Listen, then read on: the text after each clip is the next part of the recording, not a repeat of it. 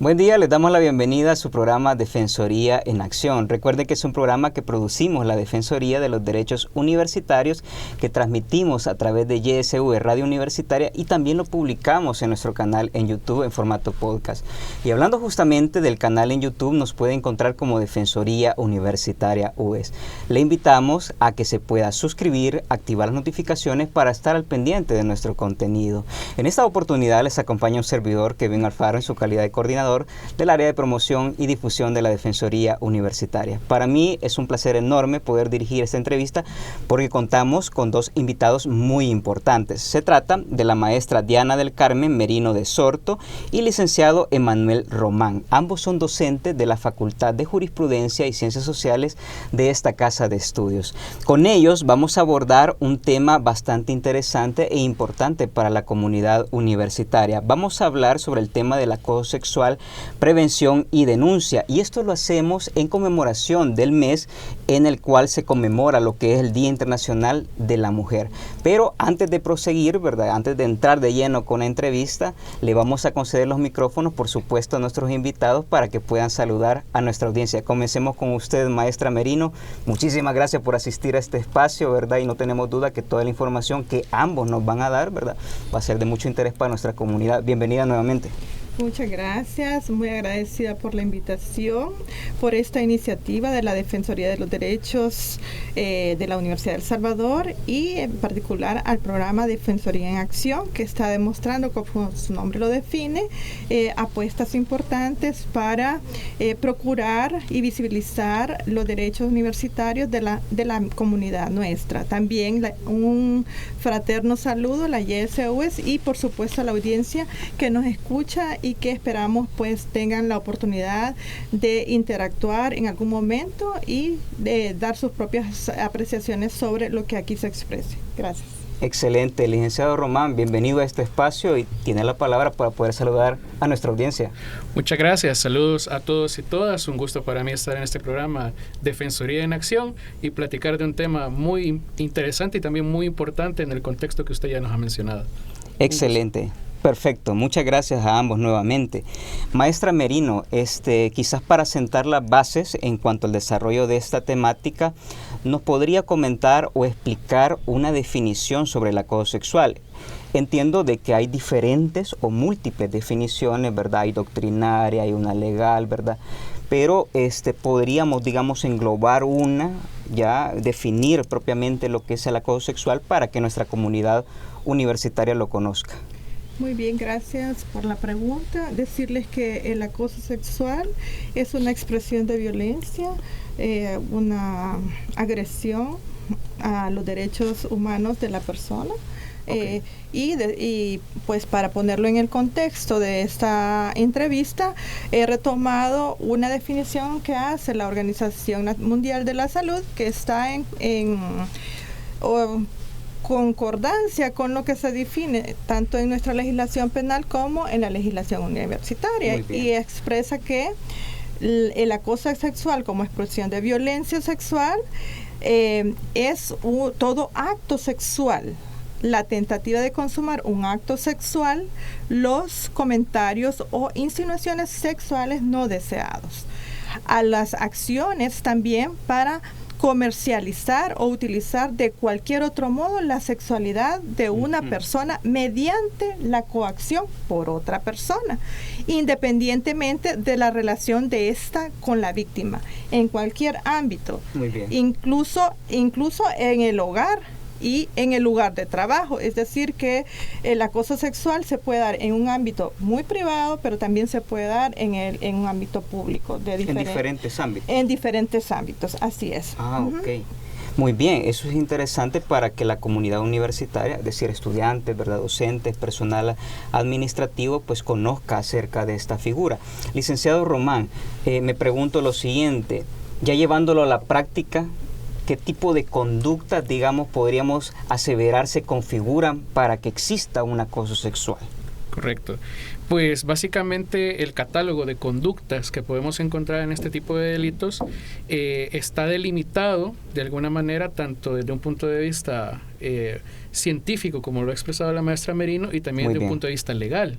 Si lo vemos desde el punto de vista legal, yo me remitiré a lo que es el artículo 165 del Código Penal, donde se encuentra regulado qué es un acoso sexual. Y que es un delito, hay que marcarlo, ¿verdad? Que no es algo tan sencillo, ¿verdad? Sino que es un delito. Y por ser un delito es una vulneración grave a los derechos de las personas. Y haré referencia a lo que dice el legislador. Es toda conducta sexual indeseada. Y vamos a hacer énfasis en el indeseada, porque obviamente el problema aquí es que es recibir una conducta de tipo sexual cuando no es querida por la persona que lo recibe. Eso es lo principal. Ese es el pilar fundamental para este tipo de conductas. Y estas conductas pueden ser, como usted me lo ha preguntado, frases, tocamientos, señas u otras conductas de índole inequívocamente sexual, de naturaleza sexual, y que siempre y cuando no constituyan un delito sexual más grave, como puede ser otras agresiones sexuales, o incluso pues ya escalando hasta el delito propiamente de violación. Esas son las conductas, ¿verdad?, que regula el legislador. Entonces digamos que hay 3 modalidades para cometerlo. Está de forma verbal, es decir, el acosador expresa una solicitud para que la víctima, en contra de su voluntad, acceda a un favor sexual o a una actividad sexual no deseada. También se puede expresar mediante gesticulaciones, o sea, no es necesario verbalizar, pronunciar palabras. Lenguaje no verbal. Lenguaje no verbal. Muy bien. O señas que por nuestra cultura, en nuestro uso común, lo que los jueces llamarían las máximas de la experiencia, nos pueden llevar a la conclusión de que esa señalización de contenido sexual. Y voy a hacer mucho énfasis en los tocamientos, porque los tocamientos en este tipo de delitos... Ahí sí es algo físico. Es algo físico. Sí, claro. Pero el legislador ha hecho una diferenciación. Bueno, mejor dicho, en vez del legislador voy a decir, el órgano judicial ha hecho una diferenciación. Y me permito referirme a la jurisprudencia sentada por la Sala de lo Penal en su sentencia de casación 379/2019, por si alguno de los que nos está viendo pues desea consultar la sentencia del 17 de diciembre de 2019. En esa jurisprudencia la Sala de lo Penal hace una diferenciación entre lo que es el acoso sexual y el delito de otras agresiones sexuales, que en tema de tocamientos es muy parecido, pero otras agresiones sexuales el legislador lo maneja prácticamente como cualquier conducta, agresión sexual que no constituya violación. Entonces ahí pueden haber tocamientos de diversa índole, pero la diferencia es que este delito, otras agresiones sexuales, implican tocamientos más invasivos a la intimidad de la persona. Y en el acoso sexual, lo que está regulado son tocamientos leves o que pueden pasar como desapercibidos o como que el acosador lo hace sin querer, pero aparentemente. Sí, pero implícitamente va esa connotación sexual. Qué interesante, porque cualquiera lo podría confundir, ¿verdad? Correcto. Y es interesante poder saber la diferencia, ¿verdad? Como tal. Y vemos que se manifiesta de diferentes formas el acoso sexual, no es solo una específicamente. Ahora bien, maestra Merino, ¿qué tipo de comportamientos entonces no se marcarían dentro de un acoso sexual? ¿Sabe por qué le comento esto? Porque yo he recibido comentarios a veces de algunos hombres, ¿verdad?, que me dicen a mí, no, hombre, si ahora ni la puedo ni saludar, ¿verdad?, o no le puedo dar un halago porque puede llegar a creer que la estoy acosando sexualmente. ¿Ya? Entonces, ¿qué tipo de comportamiento realmente, para que lo conozca nuestra audiencia, entonces no se configuraría lo que es un acoso sexual? Bueno, es importante destacar en esta pregunta que la conducta y las relaciones interpersonales humanas son complejas, ¿verdad? Sí, claro, claro. En este caso, siempre y cuando la interacción entre las personas sea en un plano amistoso y exista un consentimiento de recibir un halago o de recibir una felicitación para el caso, o una conversación natural sin ninguna pretensión de naturaleza sexual, se puede interpretar como normal, no es relevante para el derecho y tampoco va a dañar la dignidad humana de las personas. Puede haber una relación interpersonal normal. Es una cualidad de los seres humanos que interactuemos, que tengamos actividades de autocuidado, pero con esa distinción, que no se pase la línea delgada, que puede ser ya una vulneración de un derecho que quizás se invisibilice en un principio, pero que va en avanzada si no se logra detectar y no se logra determinar. El consentimiento en este caso es determinante para hacer ver que una intención y una aceptación de intención puede surgir de manera natural o ya puede caer en un ámbito más delicado que, pues, como ya vimos, se perfila en un delito. Siempre se configuraría entonces como que los verbos rectores, ¿verdad? Que si la conducta es de índole sexual e es indeseada, entonces ahí sí lo enmarcamos dentro del acoso sexual, ¿verdad? Exacto. Ok. Licenciado Román, principalmente o estadísticamente conocemos que este tipo de casos o este tipo de delitos se da en contra de mujeres. Así muchas estadísticas lo establecen, ¿verdad? Entonces queda la duda, ¿y el acoso sexual se podrá dar hacia un hombre? ¿Respetará, digamos, orientaciones sexuales, identidades de género? Porque aquí entra incluso el tema de la masculinidad, ¿verdad? A veces los mismos hombres, si algún hombre le dice o le digo yo a usted, mire, fíjese que me están acosando, ¿verdad? Una señorita, ¿verdad? Y a veces recibimos el juzgamiento de la misma sociedad, bueno, ¿y que no sos hombre, pues? ¿Ya? Sí, ya, entonces nos preguntamos eso, ¿verdad? Bueno, y este es un tema que solamente perjudica a las mujeres. ¿Qué nos podría decir al respecto? Bueno, al respecto, desde el punto de vista legal, si nosotros revisamos el 165 del Código Penal, el legislador no ha hecho una diferenciación ni entre el sujeto activo, que es quien realiza la conducta, ni tampoco referente al sujeto pasivo. En conclusión, cualquiera puede ser víctima de acoso sexual, independientemente su sexo, su género o su orientación sexual. Igual victimario. Igual el victimario. El victimario, el sujeto activo del delito puede ser cualquier persona. Pero sí debo hacer una acotación importante. Muy bien. Cuando el acoso sexual es contra una mujer, desde un punto de vista personal, por lo que dicen los convenios de protección de derechos de la mujer, la Convención Belén do Pará, la Convención CEDAW, que son leyes de la República, no podemos perder de vista que estos tratados inspiran lo que es la Ley Especial Integral para una vida libre de violencia contra las mujeres. ¿Qué se regula en esa ley? Sí se regulan violencias sexuales, pero el acoso sexual puede tener implícita una violencia contra la mujer. ¿Por qué? Porque también en jurisprudencia y en la mayoría de casos nos vamos a fijar que cuando la violencia es contra la mujer y el victimario es un hombre, este hombre lo hace, acosa a la mujer, valiéndose de las relaciones asimétricas de poder que pueden existir. Por eso es que muchas veces vamos a ver que este delito se da en una relación, por ejemplo, por ejemplo, una congregación eclesiástica, digamos, el eclesiástico con una feligres, por ejemplo. Sí. O en contexto académico, un docente con una estudiante. Claro. En contexto de familia, un padre, un tío, una figura de autoridad contra una mujer que, digamos, está de alguna manera sometida a esa autoridad.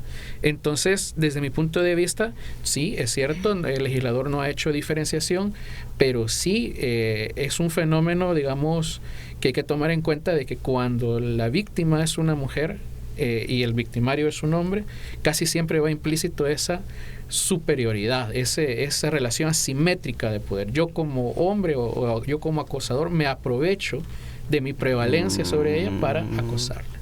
Muy bien, es interesante, ¿verdad?, conocer ese punto, ¿verdad?, para que la audiencia pues sepa diferenciarlo como tal, ¿verdad? Ahora bien, me pregunto yo, maestra Merino, este tipo de situación evidentemente es grave para la víctima, ¿verdad?, que sufre, ¿verdad?, sobre acoso sexual.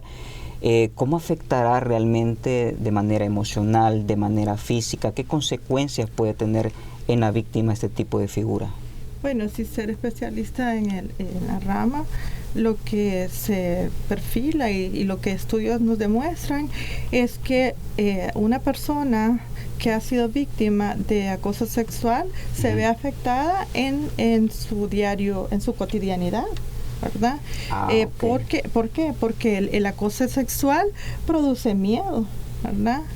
Y luego el miedo... Más si hay una relación de poder, como mencionaba él. Exacto, produce miedo. Con mayor razón. Exacto, entonces esto va a incidir en la libertad de ser y actuar de la persona, también en su autonomía, es decir, en la posibilidad de decidir, ¿verdad? Por la misma situación en la que se configura estos hechos, sí. La autonomía de decidir y sentirse segura en espacios donde pues debería estar segura la persona. Entonces hay una afectación emocional. Daña su autoestima. Okay.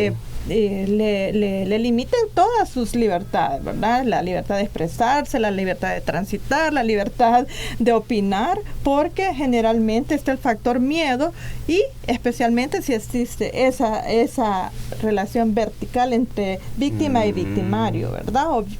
Que ya independientemente de la persona y su identidad. Puede suceder también sí. en otros contextos. Qué triste, ¿verdad? Porque básicamente es como que limita mucho el desarrollo de la persona, ¿verdad? Y esto en diferentes ámbitos. O sea, imagínense en el ámbito académico, o sea, la víctima puede sentirse tan limitada, ¿verdad? Que inclusive quiere retirarse de la universidad, ¿verdad? En razón de este problema. Entonces, vemos, ¿verdad?, la gravedad de esta situación.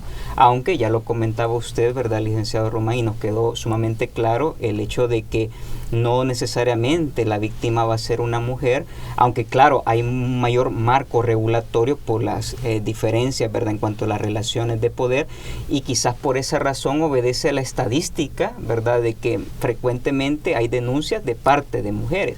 Ahora bien, este es un tema, el acoso sexual, un tanto complejo y está rodeado de muchos mitos. Por ejemplo, yo he escuchado muy frecuentemente de la sociedad que enjuician a la víctima, como que la víctima fuera la culpable, ¿verdad? Ya, por ejemplo, eso ha sido como lo más frecuente que yo he escuchado, ¿verdad?, en redes sociales o así en persona, ¿verdad? Le dicen a la señorita o le dicen a la mujer, pues sí, pero te están acosando, pero mírate cómo andas vestida, o sea, solo andas en falda, solo andas con blusa enseñando ahí todo, ¿verdad?, con escote. Obviamente tú estás provocando a los hombres y el hombre pues es hombre, tiene que responder instintivamente. Obviamente ese tipo de comentarios los vivimos dentro de nuestra sociedad. Ya, entonces me pregunto, licenciado Román, ¿qué tipo de mitos frecuentemente o con mayor frecuencia se dan sobre este tema para que nos comente si son ciertos o falsos? Ok, sí, precisamente es uno de los mitos más comunes el que usted me ha expresado.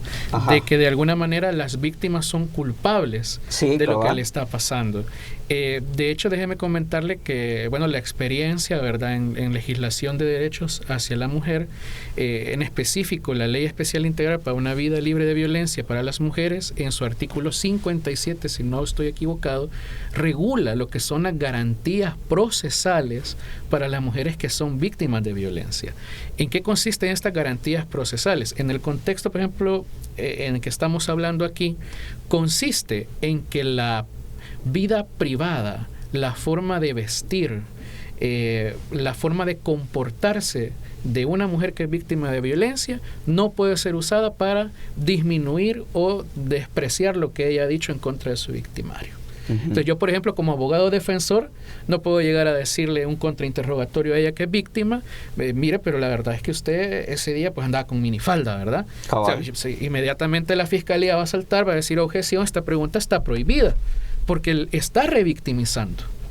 Y ese es uno de los mitos que la misma ley ha tratado de extinguir de una forma legal. No se puede culpabilizar a las víctimas, y me voy a referir a víctimas, aunque la ley es a favor de derechos de la mujer, pero hablándolo en un sentido general, uno de los mitos es que las víctimas provocan al victimario. Ajá. Eso es un mito, ¿verdad?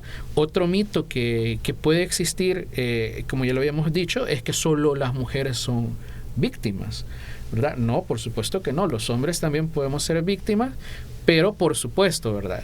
El mismo machismo, en términos comunes, ¿verdad? El mismo machismo es el que evita que un hombre vaya, por ejemplo, a presentar una denuncia, como usted me lo decía, bueno, y que no sos hombre, ¿verdad? Porque lo etiquetan automáticamente. Y aquí es un deber de las autoridades, no normalizar estas agresiones sexuales, aunque vayan dirigidas contra hombres. Porque si yo como víctima puedo llegar ante una autoridad competente, llámese policía, fiscalía, juzgados de paz, etcétera. Claro. Pero si yo interpongo mi denuncia y el funcionario me dice, mire, ¿por qué está denunciando esto? Pues obviamente es una revictimización también que el sistema me está haciendo a mí, aunque sea hombre, y independientemente de mi orientación sexual, ¿verdad? Sí. Y eso también es bueno conocerlo, porque también se trata de justificar a veces, en algunas ocasiones, al victimario, ¿verdad? Por el simple hecho de ser hombre. Por lo que le mencionaba, ¿verdad? No, es que esa es la naturaleza de un hombre. Está dentro de su instinto actuar así, de esa manera. Como que si no tuviera raciocinio, ¿verdad? Como que si no pudiera identificar lo malo de lo bueno, como que fuéramos completamente diferentes, ¿verdad?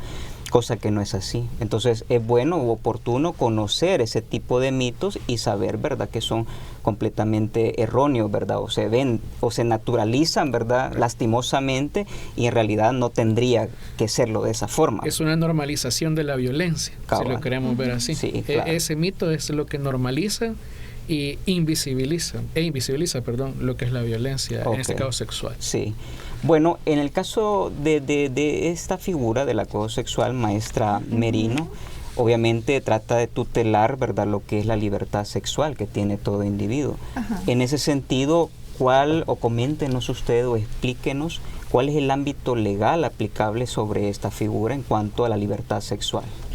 Bueno, acá podríamos hablar desde la Constitución, ¿verdad? Claro. Que nos manda a respetar la dignidad humana y a proteger al ser humano de cualquier expresión de violencia o agresión a su propio ser. Muy bien.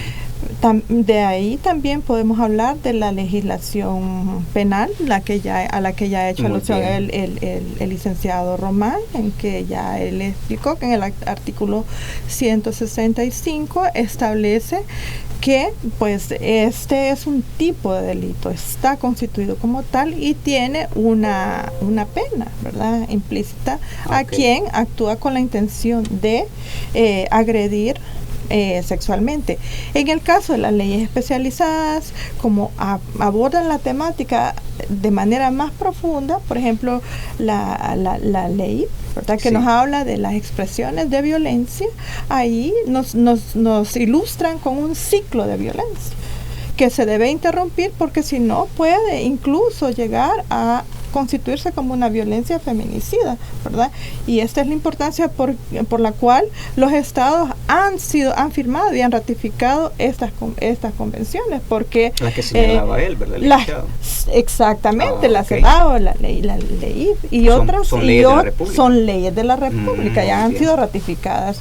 Y por supuesto la legislación universitaria, si nos vamos a nuestra legislación, en el artículo 11 del reglamento disciplinario se establece los mismos comportamientos que se expresan en la ley penal, muy similares, ¿verdad?, que tengan esa tendencia, pero se hace énfasis en la relación asimétrica que exista entre la persona vulnerada y la que vulnera el derecho. Y desde luego como infracción grave. Es una infracción grave. Obviamente la universidad y los competentes de quienes va a hablar el licenciado Román, claro, establecen medidas preventivas, ¿verdad? Claro.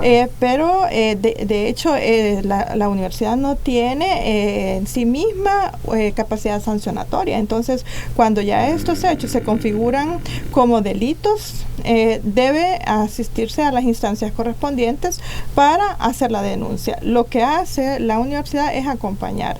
Y creo que pues nos vamos a complementar con usted para no quitarle su pregunta. Porque justamente esa era la otra consulta, ¿verdad? Porque muy probablemente nuestra audiencia se preguntará o consultará lo siguiente: bueno, ¿y si yo soy víctima de acoso sexual, qué debo de hacer? ¿A dónde puedo acudir? ¿Qué nos podría comentar usted al respecto? Okay. Bueno, primeramente, según la Constitución, Código Procesal Penal, el ente competente para recibir denuncias e investigar lo denunciado es la Fiscalía General de la República. Muy bien. Ante ellos se debe presentar una denuncia. Ellos tienen también el equipo especializado para dar acompañamiento debido a las víctimas. No obstante, no es el único. La única entidad donde se puede recepcionar una denuncia. También puede hacerse a través de la Policía Nacional Civil. Muy bien. Y a través de los juzgados de paz, que tienen la competencia de recibir denuncias y remitir posteriormente a Fiscalía para su investigación, y sobre todo también a los juzgados especializados de violencia contra la mujer. También, en este caso, una mujer que es víctima de violencia sexual puede presentarse, ¿verdad?, establecer una denuncia, y el juzgador pues tomará acta de esto y lo remitirá a Fiscalía. Entonces, como vemos, las vías son también diversas. En el contexto universitario, pues también existen colectivos, grupos que acompañan a las víctimas, que le pueden dar un acompañamiento legal, y en específico también tenemos, por ejemplo, el Centro de Atención Integral a Víctimas, ¿verdad?, en la Facultad de Jurisprudencia, ¿verdad?, que también le va a dar acompañamiento a las personas que son, en este caso, ¿verdad?, mujeres que son víctimas de violencia sexual, en este caso un acoso. Es una vía, digamos, que tienen las mujeres universitarias, por ¿verdad? supuesto. Que es el CAI. El CAI para acompañamiento. Para acompañamiento. Y orientación. Solo también me gustaría agregar otra cosita con respecto a los mitos, porque la maestra Merino pronunció algo muy importante, que es la escala de violencia. Fíjese que la Sala de lo Penal siempre ha dicho que, en la mayoría de jurisprudencia ha dicho que el acoso sexual es como el primer paso para un delito sexual más grave. Como una antesala, digamos. Como una antesala. Un preámbulo. Precisamente la intención del acosador es vulnerar la voluntad de la víctima para que acceda a favores sexuales. Obviamente favores sexuales no deseados. Entonces, de un acoso sexual podemos escalar a una agresión sexual, que ahí implica una conducta más invasiva, y en el peor de los escenarios, llegar a una violación. Y otro mito que también se nos quedaba por ahí era que el hecho de que si la mujer no denuncia o la víctima no denuncia, significa que la conducta fue consentida. Eso lo está avalando. O está avalando. Eso no es cierto. Hay que estudiarlo, por supuesto, en los casos concretos, pero muchas de las reacciones de las víctimas ante la violencia constante que han sufrido en su vida es: no voy a hacer nada porque de alguna manera sí va a pasar más rápido el problema. Que entra en pánico. Entra en pánico. Me imagino a la víctima entra en un miedo prácticamente. Correcto, que prácticamente la paraliza. Paraliza a la víctima y no le queda más de otra que soportar. Ahora, eso no significa que la conducta sexual sea deseada. ¿Verdad? Es otro de los mitos, ¿verdad? Que se suena mucho, es decir, pero ¿y por qué viene a denunciar? Esto pasó hace cuántos años, ¿por qué viene a denunciar ahora? Pues claro, tenemos que entender que estas víctimas de violencia sexual pasan por un proceso de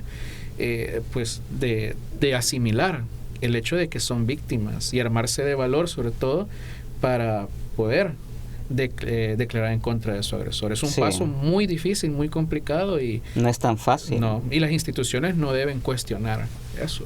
Ok. Lo importante a destacar entonces en este caso, ¿verdad?, de igual manera la atención a la víctima oportunamente y la denuncia por lo mismo que usted comentaba, porque eso es bastante grave en el sentido de que el acoso sexual, siendo el preámbulo, o sea, esto puede llegar a graves consecuencias. O sea, me imagino hasta un feminicidio. Correcto. Podría llegar ahí. Puede llegar. Sucede. Y ya han pasado ese tipo de casos, porque la víctima no accede, ¿ya? Sí, y que se transita por el ciclo, ¿verdad? Después de la violencia, del acoso, viene ya la agresión sexual y la violencia física, ¿verdad? Y luego, pues, el feminicidio. Esto es más común en el ámbito privado, ¿verdad? Es más común, pero también se da en otras esferas. Entonces hay que tener mucha atención. Y la importancia entonces de educar sobre este tema, prevenir, ¿verdad? Y la denuncia también, ¿verdad? Y en ese sentido, licenciado Román, obviamente como universidad, o sea, le mentiría a la audiencia que hemos estado exentos sobre este tema. Obviamente han habido o han existido casos de acoso sexual. Entonces, en razón de eso, licenciado Román, ¿qué retos considera usted debe de asumir la universidad como institución y también sus integrantes, porque también formamos parte de esta institución? ¿Qué retos debemos asumir para la prevención y la denuncia del acoso sexual? Desnormalizar este tipo de conductas. Muy bien. No podemos seguir apáticos, ¿verdad? Tenemos que sensibilizarnos en estos temas, y por eso es la importancia, por ejemplo, de este programa y de otras iniciativas que pueda tener la Universidad de El Salvador. La violencia sexual y dirigida hacia cualquier persona, pues no debe ser tolerada. Entonces, creería yo que una de las estrategias que pueden tomar son espacios como estos que permitan sensibilizar a la población universitaria, muy bien, ¿verdad? Tanto a estudiantes, profesores y demás funcionarios de la universidad, a que es un tema que no se puede seguir tolerando, y también pues tener una cultura de la denuncia, ¿verdad? Responsable, por supuesto, una denuncia responsable, en el hecho de que acompañar también a las víctimas. La sensibilización nos ayudará a no revictimizar, por ejemplo, a no cuestionar, a no decir ¿por qué no hiciste nada? No, es ser un poco más empáticos con cualquier persona que esté pasando. O ese tipo de práctica que yo le veíamos anteriormente, estar culpabilizando, responsabilizando a la víctima, ¿verdad? O sea, tratando de somos como cómplices, diría yo, cubriendo lo que es al victimario, ¿verdad? Sí. Es bastante grave. Y claro, la universidad, pues evidentemente con este tipo de espacios da la oportunidad de educar a nuestra comunidad universitaria. En ese sentido, nosotros como Defensoría estamos bastante involucrados. De hecho, ¿verdad? Yo ya les comentaba anteriormente que vamos a desarrollar una actividad educativa y dentro de la cual también vamos a abordar este tipo de temas. Hemos desarrollado o hemos creado afiches incluso promocionales, y claro, no tenemos duda que una de las vías para cambiar esta situación es educando a nuestra comunidad universitaria. Maestro Amerino, para finalizar lo que es esta entrevista, porque ya el tiempo pues ya casi se nos acaba, todo ha sido muy interesante, ¿verdad?, que nos han compartido ustedes en esta entrevista. Evidentemente este tema lo hemos desarrollado en conmemoración, ¿verdad?, al Día Internacional de la Mujer, que es el 8 de marzo. Entonces, maestra Amerino, quisiéramos conocer o que usted pudiera expresar unas palabras a la comunidad universitaria, principalmente a las mujeres universitarias, estudiantes, docentes, personal administrativo y además integrantes de la comunidad, sobre la importancia de erradicar la violencia, ¿verdad?, contra las mujeres. Sí, muchas gracias. Bueno, agradecer a la Defensoría. Considero que la Defensoría es una instancia idónea para acompañar estos procesos a nivel universitario.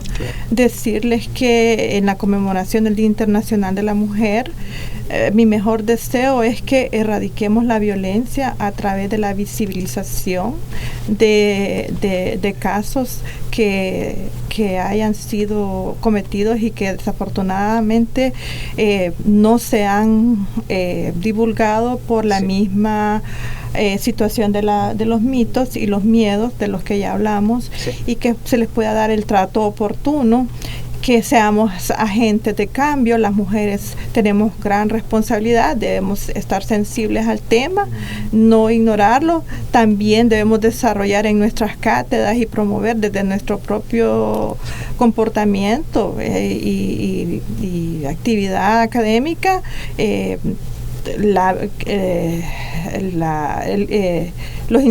conocimiento letrado sobre este tema. Nuestra facultad tiene un gran compromiso y lo ha asumido como tal, y pues la universidad, a la universidad pues que homologuemos la legislación en el tema de el reglamento disciplinario, para que todas las expresiones de violencia queden constituidas y que no se tenga que lamentar hechos que pues ya hemos tenido conocimiento, y que la universidad tome protagonismo como debe ser.